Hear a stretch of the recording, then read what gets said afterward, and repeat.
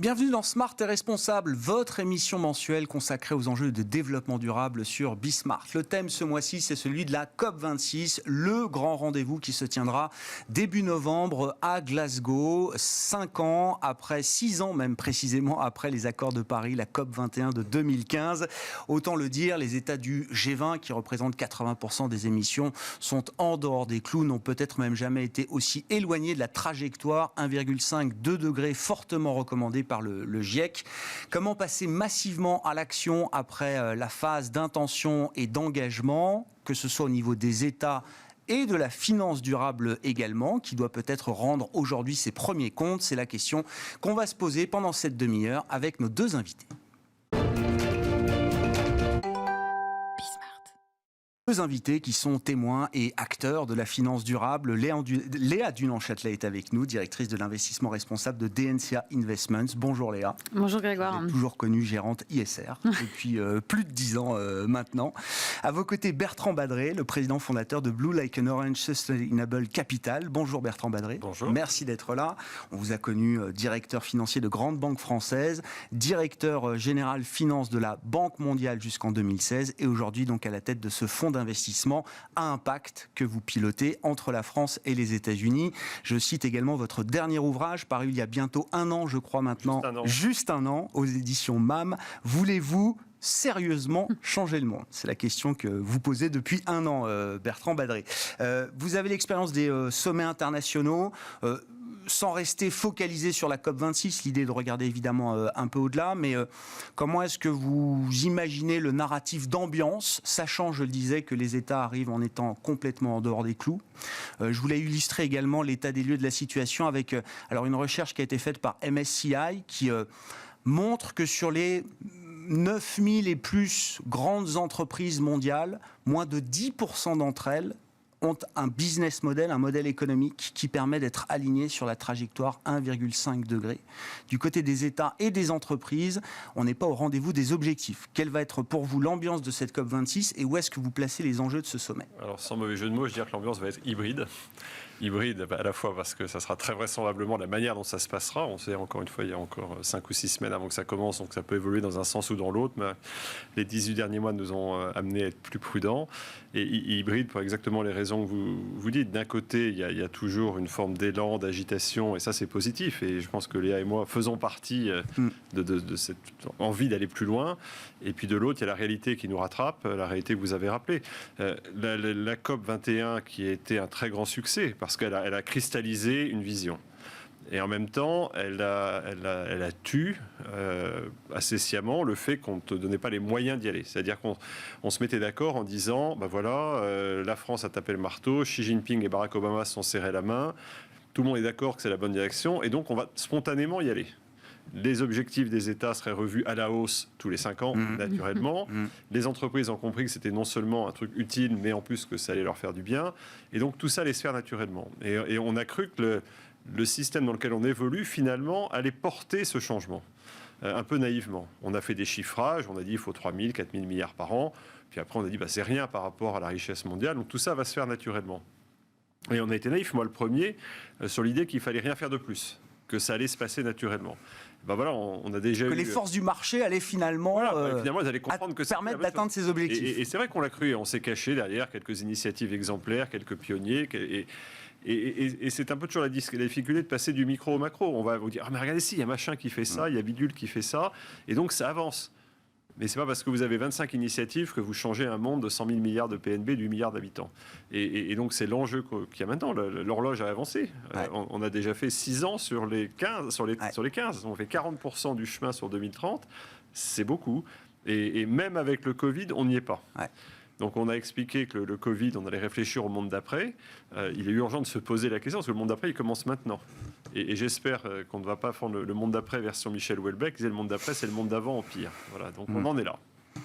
Où est-ce que vous placez les enjeux de ce sommet, Léa, sur le plan, on va dire, du policy making mondial? Là, je vais reprendre ce que vient de dire Bertrand, je suis tout à fait d'accord. C'est-à-dire qu'on a laissé faire et en fait, ça ne suffit pas. Ouais. Donc, on passe à un système qui doit être régalien d'une certaine manière. On en a vu un peu les prémices quand même ces derniers mois, notamment en Europe. Mais de toute évidence, il va falloir avoir des lois qui encadrent tout ça. Je pense notamment à ce qui a été évoqué à travers des systèmes. On a vu les quotas CO2, on a pensé que ça allait marcher de soi-même et ça ne marche pas. Donc, on voit bien qu'il faut avoir à la fois des systèmes qui fonctionnent, des systèmes qui ont été mis en place parce qu'ils sont pertinents et surtout qui permettent d'aller dans le sens des annonces. Je pense par exemple à ce qui a été annoncé par les États-Unis et par la Chine. Et on sait très bien que tant que le prix des externalités n'est pas effectif, eh bien, ce sont de belles annonces, mais il n'y a aucune incitation à le faire, à part éventuellement de la bonne volonté. Donc, pour vous, la COP26 ouvre une phase qui sera beaucoup plus contraignante, beaucoup plus légiférée, beaucoup plus réglementée et engageante? Je l'imagine comme ça, en tout cas, pour qu'elle ait un sens. Ça, c'est la première chose. Et puis, je pense qu'elle va élargir les thèmes. On a eu un focus très climatique, je dirais, depuis le départ. On l'élargit à des notions de biodiversité qui finalement n'est qu'un ricochet du sujet climat, mais c'est une réalité. La biodiversité va très probablement être au cœur du sujet, donc c'est une bonne chose, même si là, ça va ouvrir encore une nouvelle boîte de Pandore. Qu'est-ce que la biodiversité? Comment mesure-t-on la biodiversité? Là, on n'a pas encore résolu ce problème sur le climat et sur le carbone, alors j'imagine que ça risque d'être très compliqué. Et puis, il y a quand même une dernière chose, à mon avis, dans cette COP qui va être importante, c'est comment les acteurs financiers qui se sont engagés, effectivement, il y a déjà 6 ans, ont réellement fait changer les choses. Et là, on va faire les comptes. L'heure des comptes. Exactement. On va y venir. Je voulais encore un commentaire peut-être de votre part, Bertrand Badré, sur... Alors, ce qui a changé quand même entre 2015 et 2021, c'est la crise pandémique qui a fait évoluer peut-être, alors je dis ça de manière intuitive, mais notre rapport au risque, où qu'on soit placé dans la société jusqu'au plus haut niveau. On a vu des fonctions de réaction très puissantes de la part des décisionnaires publics, politiques, que ce soit sur le plan budgétaire, sur le plan des politiques monétaires. Est-ce qu'il y a des leçons à tirer de cette gestion de la crise pandémique qui n'est pas terminée, qui pourrait être applicable à la gestion de la crise climatique? Pour moi, il y a une leçon majeure, c'est que placé dos au mur, on a su faire. C'est quand même...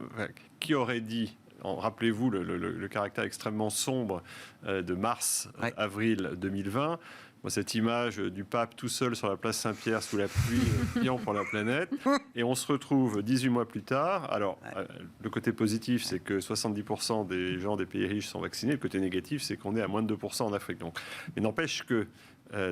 c'est un vrai problème, mais n'empêche qu'on a trouvé un vaccin, on l'a diffusé à des milliards d'exemplaires. Donc, dos au mur, on a su faire. Et donc, c'est ça la difficulté de la crise climatique, c'est qu'on se dit encore une minute, monsieur le bourreau.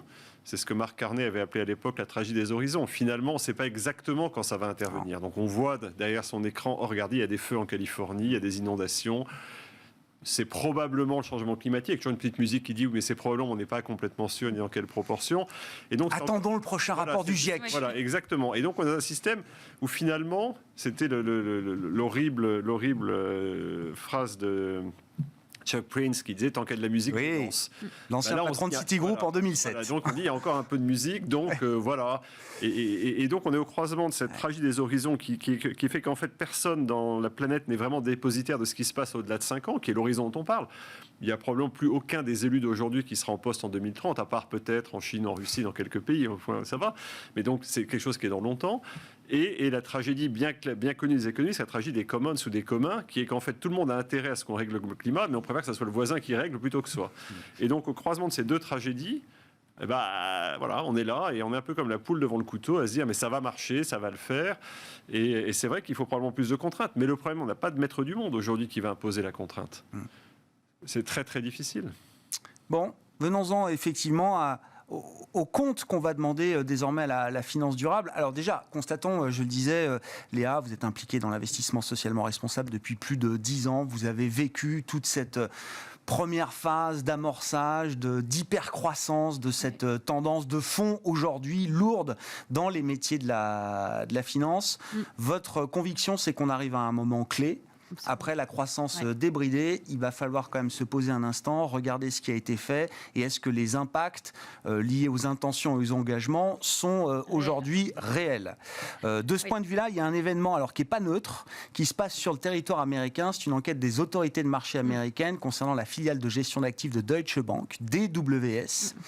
Une enquête qui porte sur la sincérité justement de la nomenclature des fonds verts portés, commercialisés, vendus par DWS. Et pour vous, il y a un événement majeur là qui montre qu'on rentre dans cette phase-là. C'est le Dieselgate de l'ISR, définitivement, et c'est le premier cas d'école. Il va probablement être, je dirais, le pionnier d'une longue série, et on voit d'ailleurs les articles se démultiplier. Revenons sur la crise de croissance quelques minutes, parce que je pense que cette crise de croissance dans la finance responsable, elle est justement l'explication de ce qui se passe en ce moment.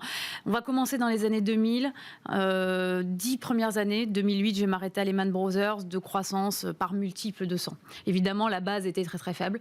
Lehman Brothers a été un moment qui a rappelé un petit peu les bases de ce que fait le marché financier, c'est-à-dire quand même financer les entreprises, l'économie réelle. Et donc, l'ISR s'est inscrit encore plus dans cette idée. Et puis, il fallait aussi un petit peu remontrer patte blanche d'une certaine manière.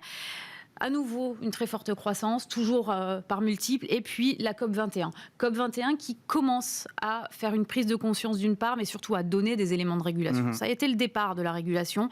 Et puis là, on est toujours à une croissance à 2 chiffres. Ça ne s'arrête pas. On a des annonces dans tous les sens. On ouvre les journaux entre les équipes qui grossissent, les nouveaux fonds qui sont labellisés, plus de 1000 fonds labellisés.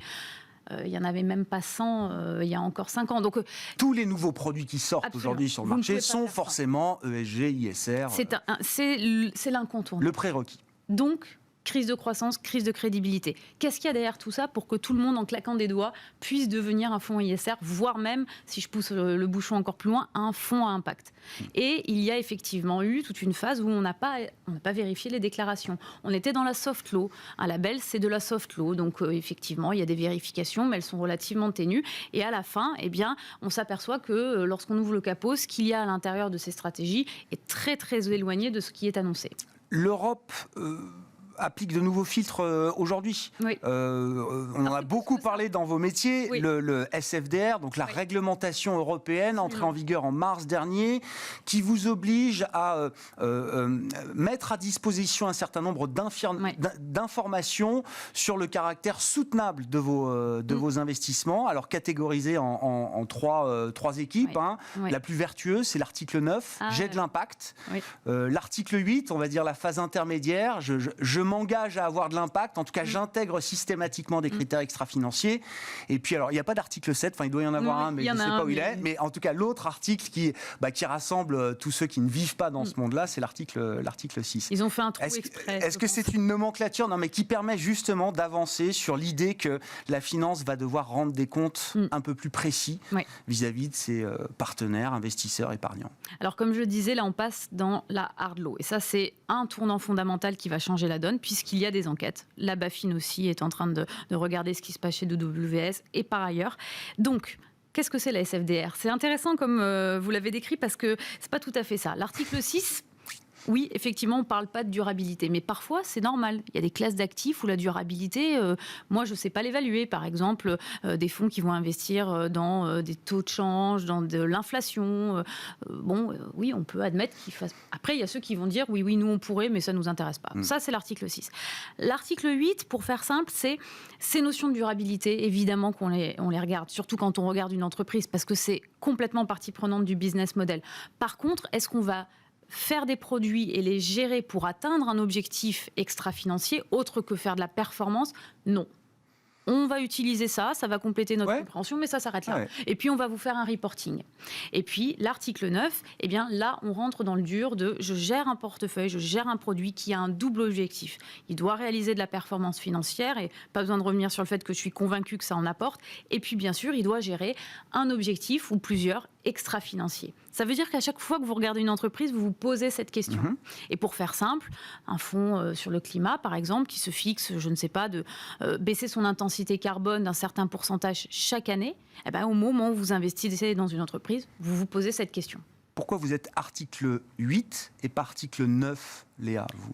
C'est un choix volontaire. C'est un choix volontaire parce que le pôle ISR que vous dirigez là chez DNCA, tous les fonds sont en catégorie article 8. Et oui, ils le sont encore. Ils vont basculer dans pas longtemps, mais ils le sont encore. Pourquoi ? Parce que, et pourtant j'ai du recul sur ce métier, mais en réalité, la loi est arrivée très très brutalement, fin d'année dernière, mise en application mars de cette année, donc c'est assez rapide, même plus que rapide, avec des contraintes que honnêtement, moi, je n'ai pas anticipées en 2018 quand j'ai lancé ces stratégies. Donc il fallait remettre au carré tous nos documents justement officiels, précisément pour pas se faire attraper par le gendarme parce qu'on est allé plus vite que la musique, et ensuite aussi précisément trouver les bons indicateurs. Parce que quand on veut être article 9, il ne s'agit pas de se dire j'ai un fonds, une stratégie climat d'un côté et je vais le mesurer grâce à des grands providers externes par rapport au taux de femmes que j'ai dans le board comparé à mon indice de référence. Tout le monde fait ça. Vous êtes article 9 extrêmement facilement en regardant la parité et l'indépendance au conseil d'administration.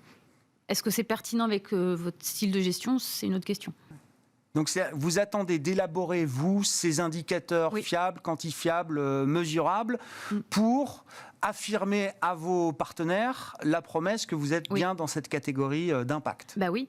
Est-ce que j'ai du recul pour savoir comment mon fonds va pouvoir piloter sa trajectoire, baisser son intensité carbone sur les 5-10 prochaines années ? Je n'en sais rien, je ne mesurais pas ça il y a 5 ou 10 ans. Je n'ai aucune capacité de le faire, donc ce n'est pas si facile. Bertrand Badré, c'est un de vos grands combats, la mesure d'impact. Je ne sais pas, cette idée de Mark to Planet, depuis combien de temps est-ce que vous la portez ? Au moins une paire d'années, Bertrand, peut-être plus Depuis que nous avons forgé le concept avec Stéphane Soumier ici, il y a quelques années. C'était ici, sur ce plateau. Mais le carbone, j'allais dire, c'est facile. Tout le monde... Le carbone, c'est facile à mesurer. Il y a tout le reste. C'est ce que disait Léa tout à l'heure, c'est que le sujet qui est à peu près, je ne vais pas dire maîtrisé, mais compris aujourd'hui, c'est le climat et le carbone. C'est quelque chose qui a commencé il y a 20-25 ans. Moi, je me souviens d'avoir rencontré les équipes du GIEC en 2003. C'était tout nouveau pour moi. Je me souviens, je les avais dit, je prenais des notes et je découvrais. Aujourd'hui, il y a encore quelques personnes qui nient le changement climatique ou qui nient la responsabilité humaine. Mais enfin, ça devient vraiment résiduel. Donc, on peut admettre qu'on a atteint un degré de maturité où, si on ne veut pas, c'est vraiment qu'on le fait sciemment. Et après, on rentre dans cette logique-là. Là, c'est le début. Mais après, comme l'a rappelé Léa, on a tout le sujet biodiversité nature qui est en train de monter et qui est à peu près là où on était il y a 15 ans. Et la difficulté, c'est que le carbone, c'est assez facile. C'est relativement facile. On sait à peu près mesurer, il y a des méthodologies, etc. Biodiversité et nature, on est au tout début. Il y a des différences très fortes d'appréciation, de mesure, etc. Et puis derrière, vous avez le bloc du social, parce que dans ESG, il y a le E, mais il y a le S. Alors là, pour le coup, on est tous d'accord pour abolir l'esclavage, mais après, quand on rentre dans le détail du reste, on voit bien qu'on a des modèles sociaux extrêmement différents et que là, on touche au dur des valeurs des sociétés. Et ça devient très compliqué. Donc c'est vrai que à la fois cette espèce de bouillonnement qu'on peut appeler un brouillard, enfin tout ce qu'il y a sur l'ESG, je pense que c'est une étape indispensable, mais c'est juste la première marche d'un escalier et que pour gravir les autres marches, ça va être de plus en plus compliqué parce que d'abord, on n'est pas encore d'accord. Et puis ensuite, il n'y a pas de maître du monde aujourd'hui. Quand on est parti sur le modèle précédent, en gros, les États-Unis disaient c'est comme ça. Et on suivait. Et ni l'URSS ni la Chine n'étaient partis au débat. L'Europe a plus ou moins, Mitterrand et autres ont un peu résisté, mais finalement, on a tous suivi. Aujourd'hui, il y a une approche européenne que Léa a rappelée, qui est une approche, ce qu'on fait en Europe assez bien, c'est réglementer et taxer. Bon. Donc ça, on a posé ça sur la table. Il y a une approche américaine qui est sensiblement différente. L'État donne un certain nombre d'indications et dépenses. Et puis derrière, vous allez avoir tout l'écosystème de Wall Street, les grands gestionnaires d'actifs comme BlackRock, les agences comme Bloomberg, les agences de notation, etc. Et c'est par eux que va se faire la norme. Et puis derrière, vous avez les Chinois aussi, qui sont aussi une alternative. Sur l'environnement, on est plutôt aligné. Sur le social, c'est un peu plus compliqué. Et donc, on va avoir des modèles concurrents. Et puis, en dehors de ça, vous avez le reste du monde, qui est un vrai sujet aussi. Parce que la réalité, c'est que le changement climatique, c'est très important en France, c'est très important en Europe. Mais la frontière du changement climatique, il y a un sujet chinois à part, c'est tout le reste du monde. Comment est-ce qu'on les embarque? Comment est-ce qu'on les traite sérieusement? Comment est-ce qu'on évite le double piège de mettre la barre trop haut en disant sautez, vous n'y arrivez pas, non, vous n'êtes pas bon, donc vous n'avez plus d'argent, ou de mettre une barre trop bas en disant vous êtes des incapables, vous n'y arriverez pas. Comment est-ce qu'on, de manière responsable et adulte, on dit on va vous aider à passer ce cap? Et vraiment, je pense que l'Europe a une responsabilité particulière à se tourner vers l'Amérique latine, vers l'Afrique et vers une partie de l'Asie pour dire on fait ça ensemble. C'est notre intérêt dans tous les sens du terme, y compris pour que notre modèle prévale. Ce que je souhaite, c'est que sur ces sujets de normes, etc., on ne soit pas naïf. La question, c'est qui va décider dans 15 ou 20 ans de ce qui est bien ou mal en économie ?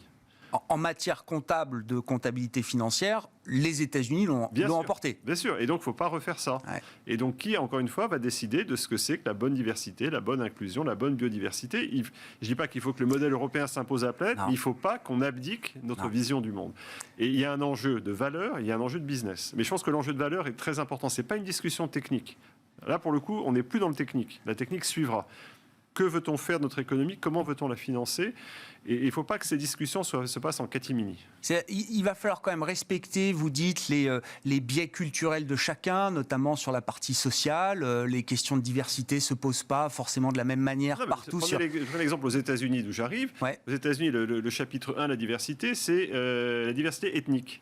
Moi, j'habitais aux États-Unis, le recensement, je m'attendais à ce qu'on pose des questions, savoir si j'avais une voiture, des toilettes qui fonctionnent, etc. Non, on vous demande si vous êtes white, Caucasian, Native American, etc. Et après, dans white, Caucasian, vous avez la question suivante. Et vous êtes quel type de white, Caucasian ? Et vous savez très bien qu'en France, on n'a pas le droit de poser ces questions. Après, c'est un autre débat de savoir si c'est une bonne ou une mauvaise idée.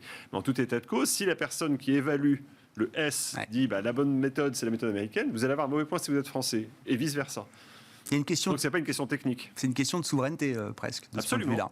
Une autre question de souveraineté. Oui, non, mais voilà, qui vient s'ajouter aux autres.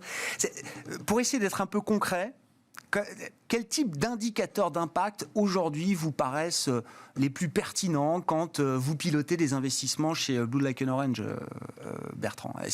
Vous avez défini bien sûr une méthodologie, un process, une philosophie, mais est-ce qu'il y a des grandes familles d'indicateurs qui vous paraissent indispensables aujourd'hui ? Alors on a mis, ça sera la microseconde commerciale, on a mis en accès libre sur notre site notre méthode qui s'appelle SDG Blue. Pour moi, le cadre de référence, il n'est pas idéal, mais c'est le seul qu'on a, c'est les objectifs de développement durable. Ouais. C'est quand même le cadre universel adopté en 2015. Alors, il n'a pas été pensé pour ça. Ça a été plutôt dessiné par des experts publics. Donc, c'est très politique publique. Mais enfin, on a ça. Donc, il faut faire avec. Et puis, compte tenu de l'état du monde aujourd'hui, je pense qu'il ne faut pas s'illusionner. Avant qu'on se remette autour de la table pour se mettre d'accord, il y a un petit peu de temps. Donc, faisons avec ce qu'on a et ne gâchons pas cette chance. À partir de là, alors, c'est assez vaste. Donc, on a choisi, nous, de se focaliser sur un certain nombre de choses, comme la création d'emplois, par exemple, l'égalité homme-femme, la prise en compte de l'environnement et pas du seul climat.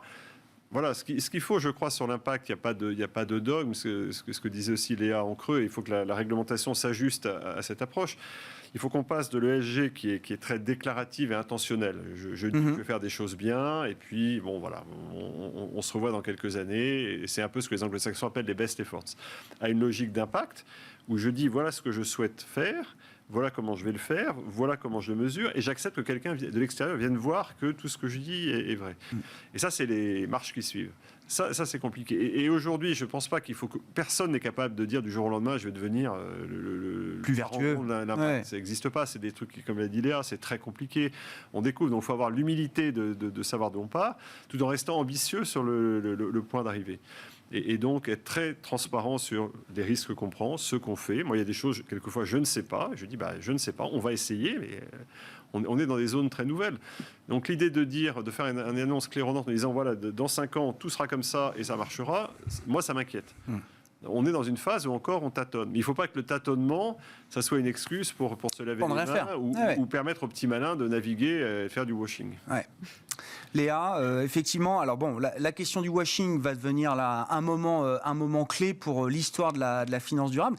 Est-ce qu'il y a un risque quand même de remise en cause profonde, de capitulation même, peut-être, de désintérêt après cette phase d'hypercroissance la situation, le contexte actuel, et voilà, on voit l'ensemble des matières premières qui s'envolent. Beaucoup d'investisseurs se disent tiens, est-ce que mon thème climatique, est-ce qu'il est toujours aussi pertinent ? Est-ce que j'ai pas envie peut-être de jouer d'autres thèmes en ce moment ? Honnêtement, ça vous y croyez pas ? Non, je crois pas, parce que je vois les clients depuis des années, et là il y a une accélération très forte qui vient de. Le monde d'après pandémie change pas cette réflexion qu'ils ont sur la nécessité d'être investi de cette manière. C'est surtout que c'est le client final qui arrive. Moi, je n'ai parlé qu'à des directeurs financiers de caisses de retraite, de mutuelles, de gestion de fonds propres dans des banques jusqu'à début des années 2010. Donc pendant 10 ans, je n'ai parlé qu'à ces personnes-là. Et là, depuis 2-3 ans, je parle, ça y est, à des clients finaux, soit à travers leur épargne salariale, soit des gestions de fortune qui se posent vraiment les questions de fond. Et j'aime beaucoup ce qu'a dit Bertrand, parce que je bois ses paroles et je me sens moins seule, d'ailleurs. Non, mais sur la prudence et l'humilité, c'est-à-dire, et la transparence. C'est 3 mots pour moi qui sont clés, qui répondent exactement à cette question. C'est-à-dire qu'on ne peut pas tout faire, on ne sait pas tout faire, il nous manque encore beaucoup de choses. Le seul moyen de pouvoir répondre et de rendre les choses crédibles, justement, et de ne pas avoir cette déperdition de personnes qui vont dire non, mais en fait, on nous a raconté n'importe quoi. On lit tous les jours, bulle verte, là, c'était ce matin le rapport de l'EDEC, alors qu'il fait foi, visiblement, ils ont un département de recherche très avancé sur les questions d'indices verts. Bon, mais ils nous disent que finalement, c'est presque n'importe quoi. Ouais, mais la transparence, c'est le maître mot. C'est encore le maître mot tant qu'on n'a pas un cadre harmonisé, standardisé, donc une fameuse comptabilité. Et je pense que le grand public l'a très bien compris. Donc là, on va commencer à voir justement un écart-type se créer. C'est très intéressant cette phase où vous aurez une vraie distinction, là où il y a encore un an, c'était un gros blougi-boulga et tout le monde était un peu logé à la même enseigne. Je pense que l'image de la finance, elle est convalescente. C'est-à-dire qu'on on est quand même sorti d'une crise où il fallait brûler et pendre tout le monde. Quand j'ai écrit mon livre Can Finance Save the World, je pense que 0,1% de la population était prêt à répondre oui, la finance. C'était quelle année celui-là, Bertrand ? 2018. Je pense que 0,1% de la population mondiale était prête à répondre oui, peut-être. Ouais. Et 99,9%, c'est déjà elle peut arrêter de nous ruiner. Donc la finance, elle a une chance extraordinaire. Les métiers financiers ont une chance extraordinaire de se réinventer avec la finance durable. On ne peut pas se permettre de la gâcher, parce que là, je pense qu'il n'y aura pas de troisième chance. C'est sûr. Et il y a un risque ? Parce que la finance aujourd'hui, il y a un tel stock, une telle legacy, comme on dit aussi, et ça rejoint ce que vous disiez, c'est compliqué de tout bouger, d'aller vite sur ces sujets-là. La finance ne contribue pas aujourd'hui à une trajectoire 1.5. Je reviens à mon petit graphique du MSCI World, ou des indices, etc. La finance n'est pas à ce rendez-vous-là encore. Alors la finance, là aussi, c'est un peu comme un président de la République fameux disait, la finance est mon ennemi. La finance, c'est des gens, c'est des outils, c'est des techniques, etc. Je pense que la finance, c'est quand même au bout du bout un outil. Il faut se rappeler de ça. La finance, c'est quand même un outil extraordinaire qui permet de se projeter dans le temps et dans l'espace. Donc, soit on est capable d'utiliser l'outil, soit on n'est pas capable. Je crois que j'avais dit à Stéphane Soumier sur cette même antenne il y a quelques années, cette phrase de la grande économiste Sainte-Thérèse d'Avila, qui disait « L'argent est un excrément du diable, mais un merveilleux engrais ». Et donc voilà, il faut utiliser la finance. Il ne faut pas se laisser dominer par la finance. C'est une force. Il ne faut pas laisser les génies sortir de la bouteille. C'est un outil formidable. Il faut le contrôler. Et c'est bien l'enjeu des prochaines années. On a cette capacité à faire. On n'a jamais eu autant d'argent. On a découvert encore des mines l'année dernière. On n'a jamais eu autant de technologie. On voit à peu près clairement les enjeux. On a toutes les pièces du puzzle. Il paraît qu'on a fait plein de puzzles pendant le confinement. C'est le moment de mettre les pièces ensemble et de montrer qu'on sait faire. Léa, un mot en conclusion sur l'avenir, effectivement. Alors, le climat a été un thème majeur des dernières années, mais si on essaye d'aller un peu au-delà, quoi les grands thèmes, les grands sujets là, que vous allez prendre en compte, vous, demain ? Indéniablement, c'est le sujet social, mais il est tellement vaste que ça prendrait des heures. Mais c'est évident que c'est l'étape d'après et ça sera compliqué. Je pense qu'il y a surtout des aspects de temporalité, on en a parlé. C'est un peu indirectement aussi ce que dit Bertrand. N'oublions pas que la finance est là pour financer des entreprises, que leur cycle de vie est beaucoup plus long que nos produits que l'on regarde au quotidien, et voire même en continu dans la journée. Si on arrive à faire ça, en plus de prendre en compte les aspects sociaux. C'est ça. Mais l'ère du social est là aujourd'hui, maintenant. Merci beaucoup. Merci à vous deux d'avoir participé, à nous éclairer pendant cette demi-heure d'émission Smart et Responsable, en route pour la COP26 avec Léa Dunant-Châtelet, directrice de l'investissement responsable de DNCA Investments, et Bertrand Badré, le président fondateur de Blue Like an Orange Sustainable Capital.